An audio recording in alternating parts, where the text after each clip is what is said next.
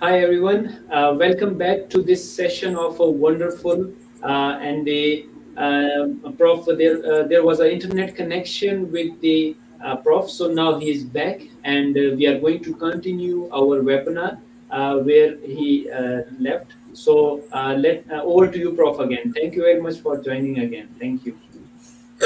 Okay, so thank you so much. I'm very sorry for the internet connection problem. So yeah, I was actually on the latter slides already. I didn't realize that I was not sharing anymore. Anyway, so let's go back to the session. I was discussing earlier what theory is not.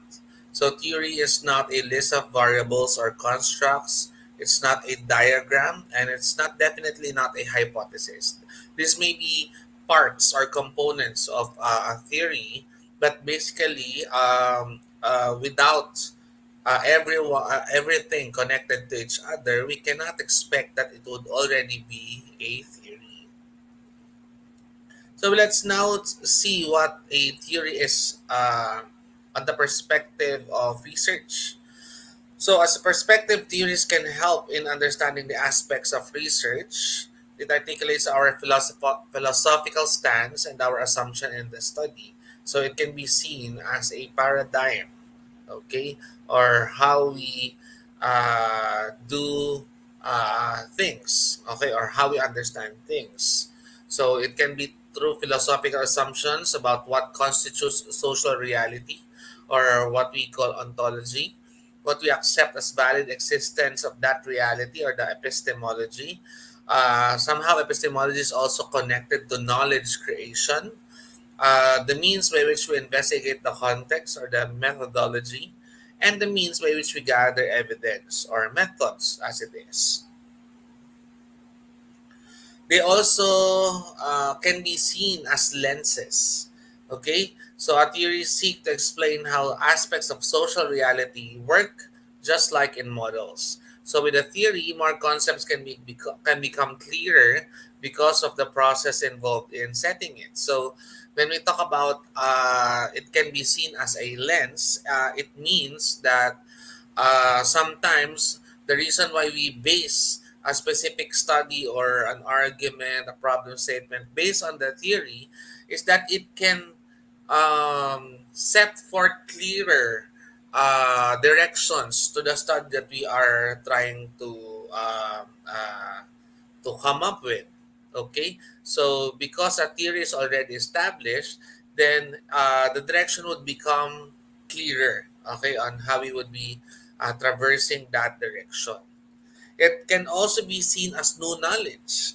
Theories can aid in the adaptation or revision or confirmation of existing theories and generation or development of new theories.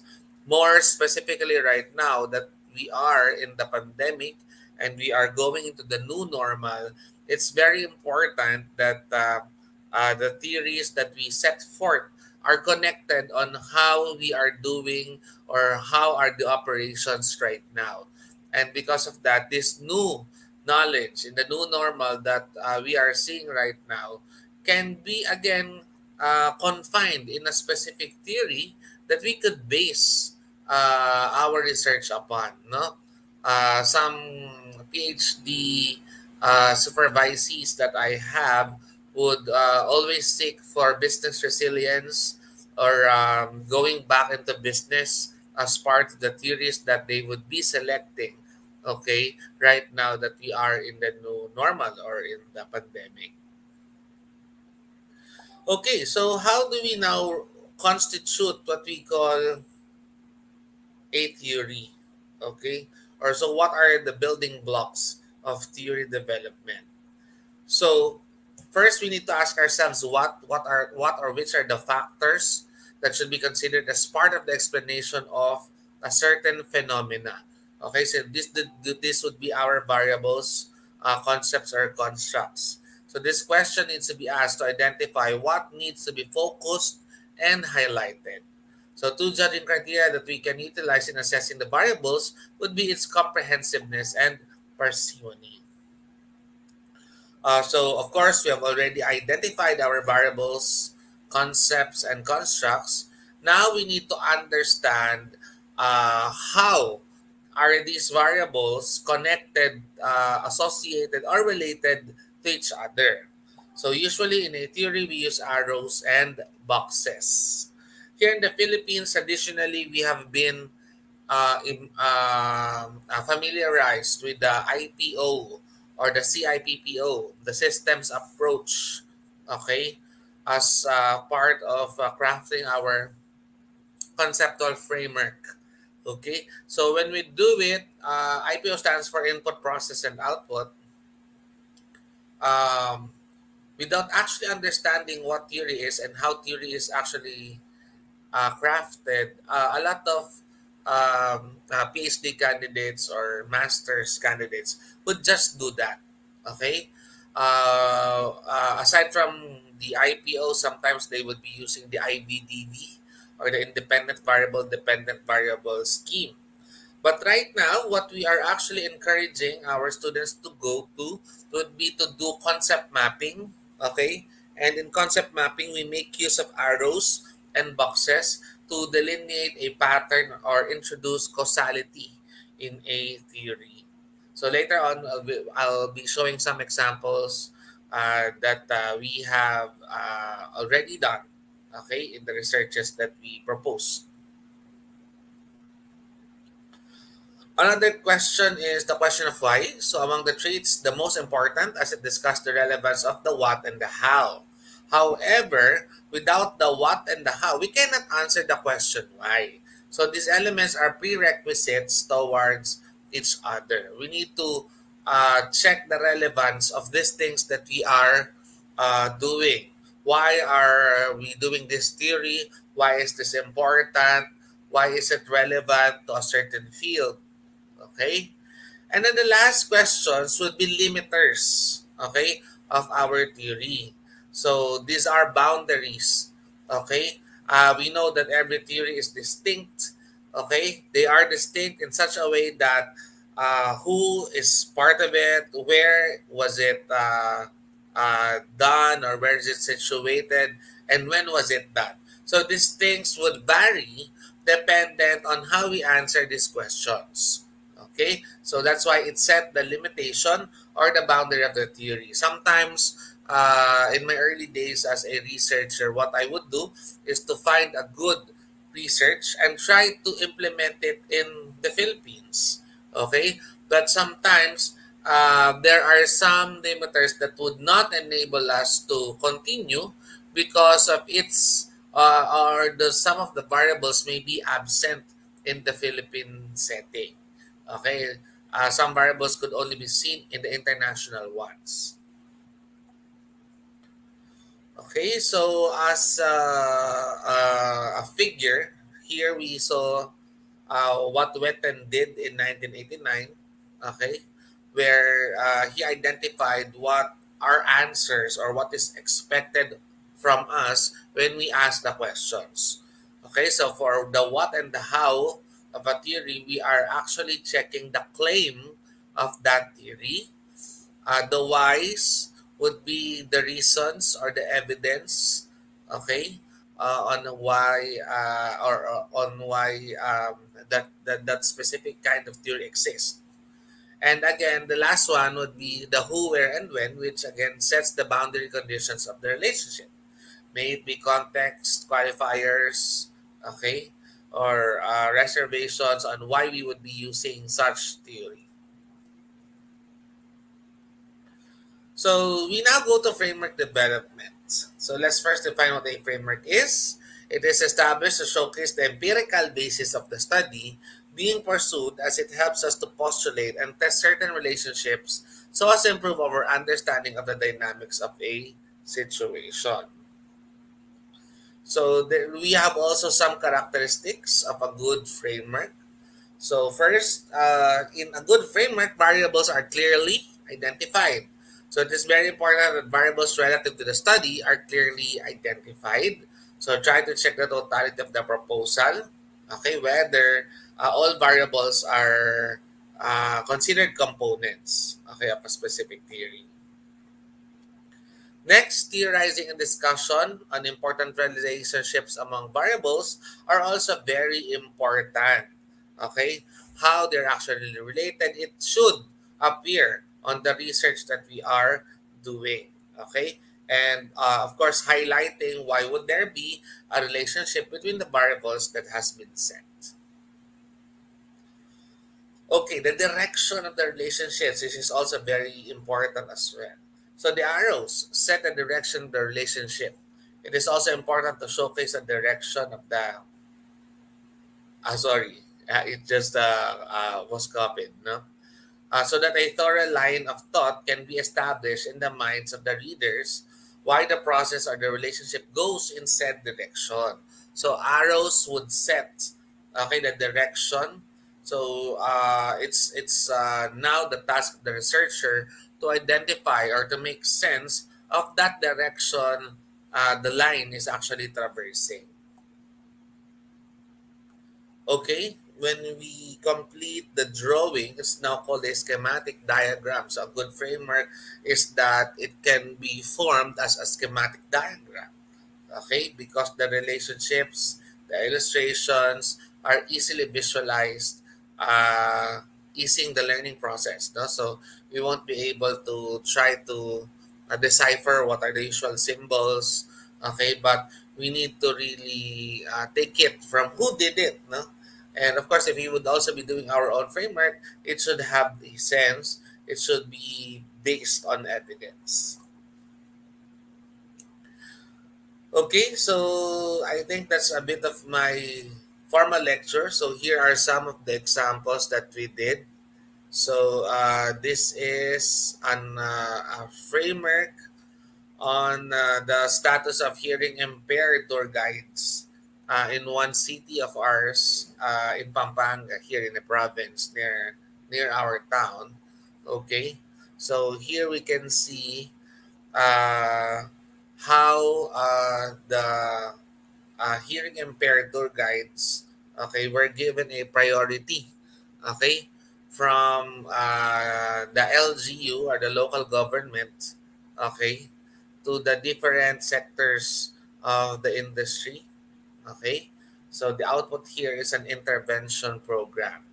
So it appeared, this framework has already appeared in one of the researches done by my co-author during the time that we were writing a book about research.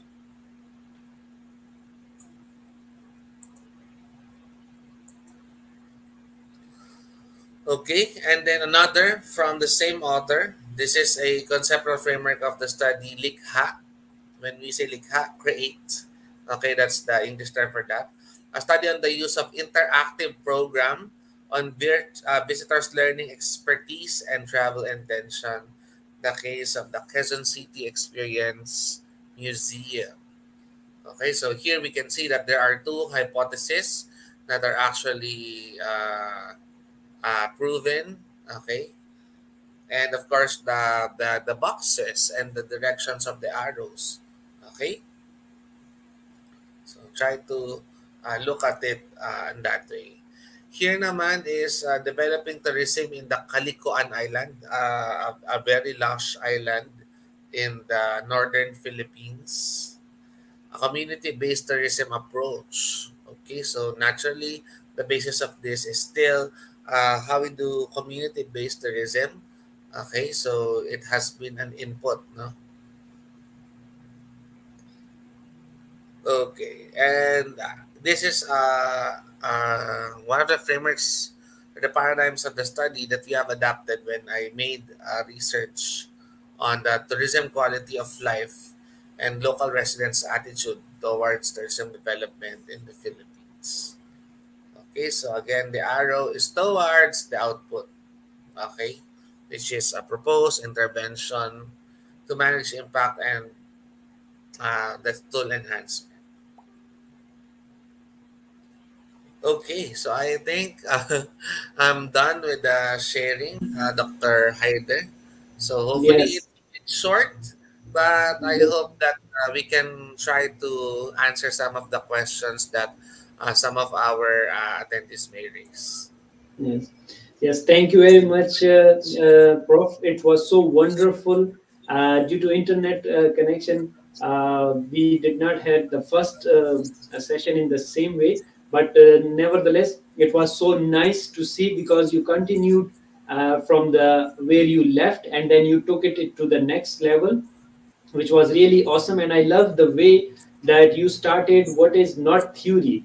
Yes, there is a lot of misconceptions regarding the what is not theory most of the time. When there was internet connection, I was talking to the audience that most of the time students they get confused, that variables may be the theory, the hypothesis may be the theory which you referred to. These misconception has to be removed, and you articulated in a wonderful way because you included in your presentation that, and then you showed what is actually the theory. And I love the way of your what why, which is very important. And this is how we usually ask that why this theory is supporting your theoretical framework and how it guides the relationship and all these things.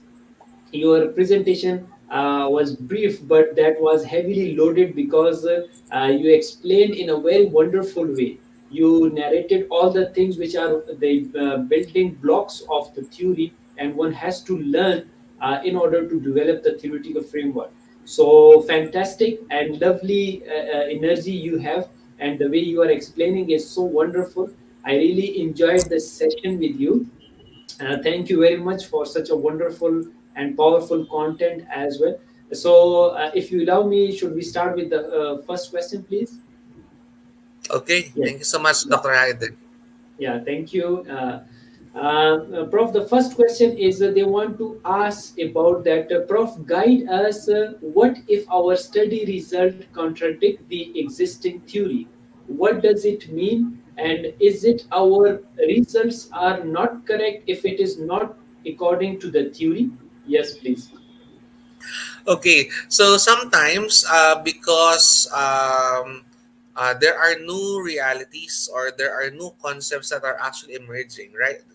More specifically, right now that we are in the new normal, or we are now trying our best to traverse. No, the cure for the COVID-19 is not yet around, so that's the reason why there are still a lot of studies who would, of course, try to seek out some sources where they could also base some of their researches upon.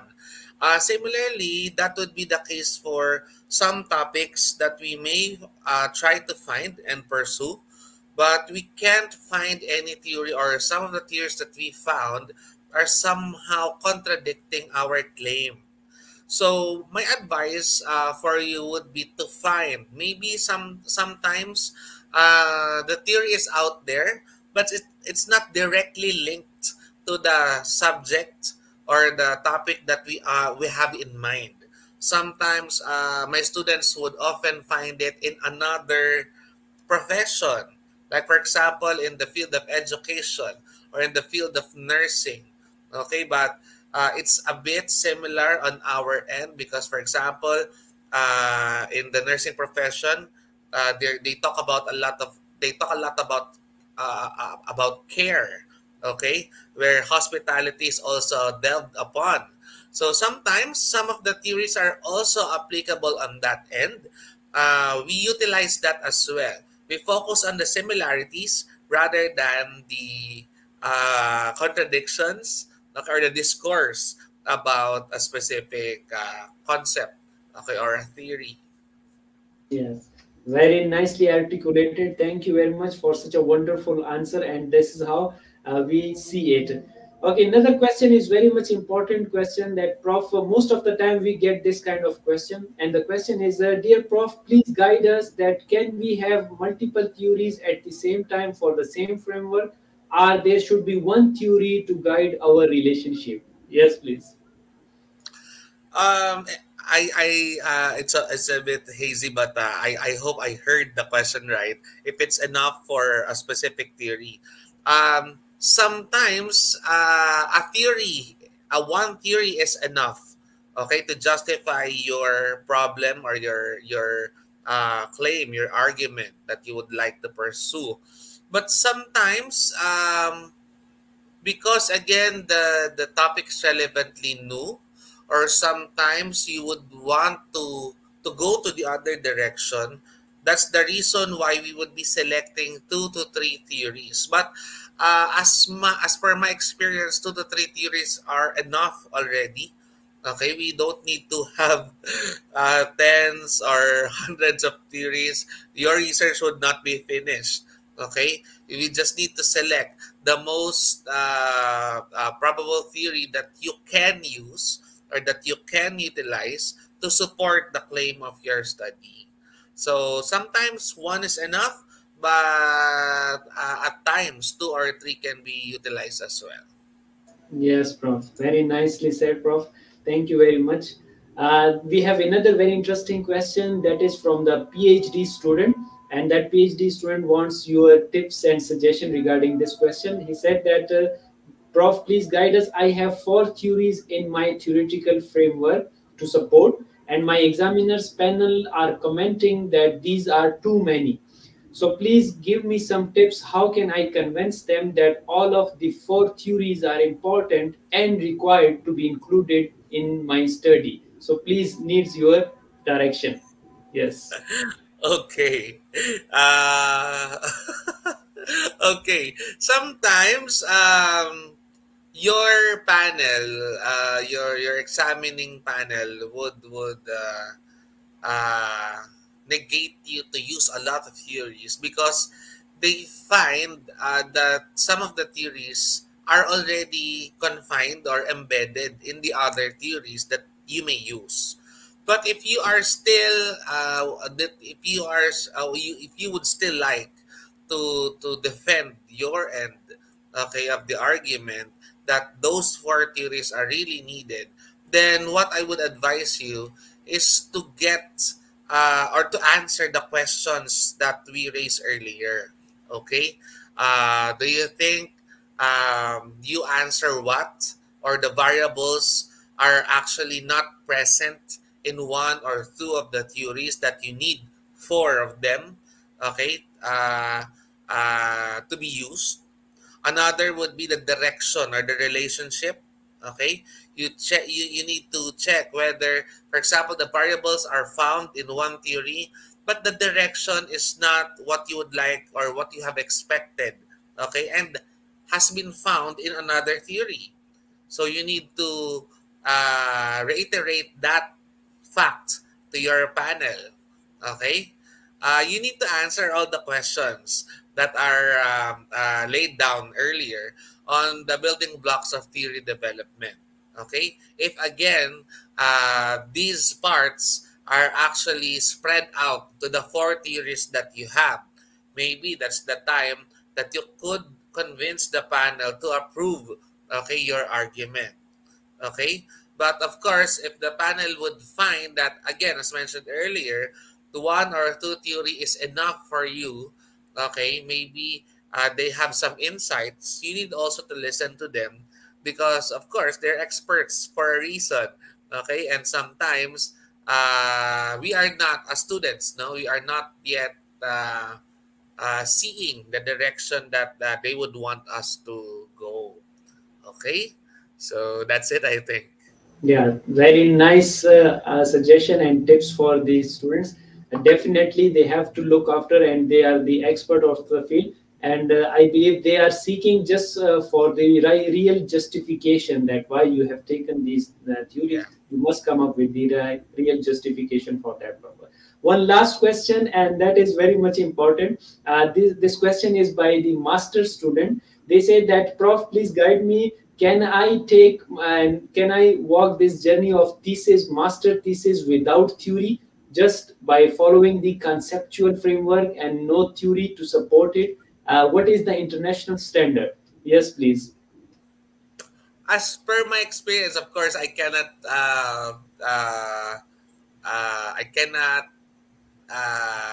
generalize. Hmm. Okay, but as per my experience, you really need to have a basis. We started off like that as well. The culture here in the Philippines is very quantitative in nature, and some of the things that we do here are very developmental as well. So We learn through the hoops, not giving so much attention to theory development, okay, and the basis for all these researches. But as per my experience, a lot of panel of examiners would be really looking at where did you base your research, and sometimes they are not where you could find it as it seems. Okay, sometimes it's not a theory, sometimes it's a law or a regulation, okay, where you can base all the facts that you need to get an argument, okay, or to get your specific problem to be working, okay. So I would say, to answer the question, I would say that it really is important to have some basis, okay, on why would you be pursuing a specific problem or research. And usually that basis would fall in the form of a theory. Okay, that's why theoretical framework is very much important. Okay, for my undergraduate students, I do not allow, I do not allow for them to continue without theoretical frameworks. Okay, Yeah. but for conceptual, sometimes I allow them not to do it. Okay, more specifically, if they would be having a qualitative approach, okay, in doing Mm. the research, because at the end of the research, the output sometimes is a model. So with that, I'm telling them that, oh, you make your conceptual framework after you have done the Mm. research, because it's actually inductive in nature. But it's a must that we need a basis, okay, on how we would want the direction of our research to go to. That's why theoretical framework is still very much important. Yes, very nicely and very elaborative answer for that student. Thank you very much. And that speaks for your knowledge and the grip on the subject. Very well done. Thank you very much for such a wonderful session with you. And it was very knowledgeable, very informative.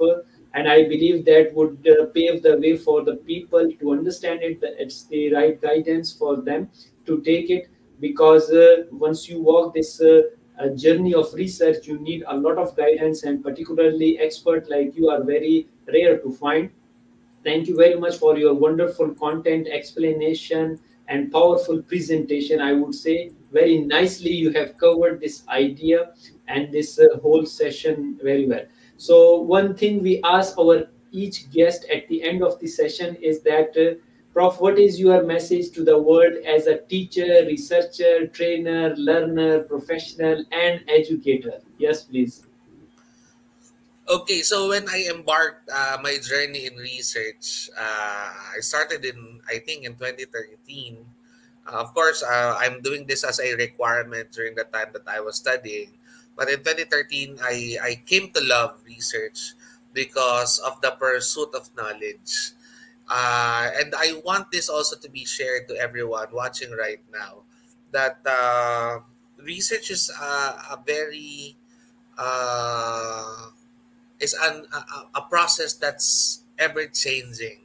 Okay, we need not to look at the difficulties that this would be bringing to us, but to the output or to the outcome of why we are actually doing research.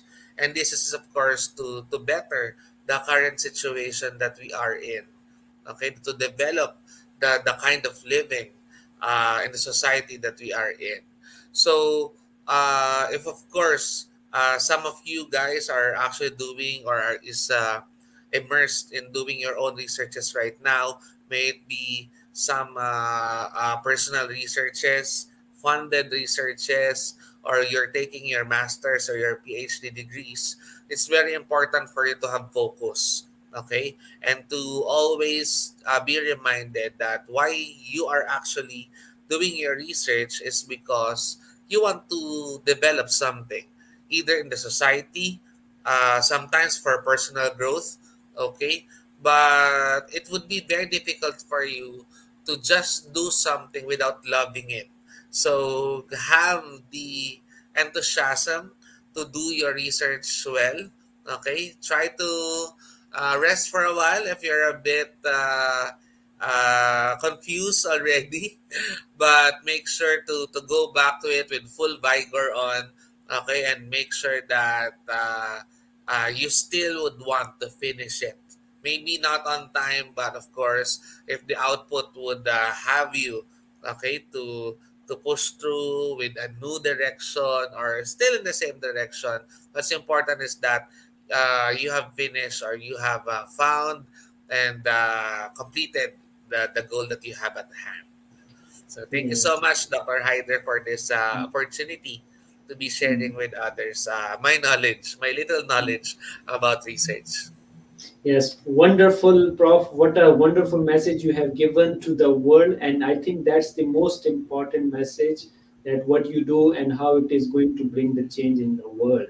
And it was completely, entirely our pleasure to listen to your recommendation and wonderful experiences you have shared. And we know that you have gathered all these things through very difficult, I would say that the path you have walked on, and you gather all these things in a very difficult way, but you shared with us in a very wonderful, in an easy way. And this is what I say, that that's the beauty of the expert, that they make things easy for the people.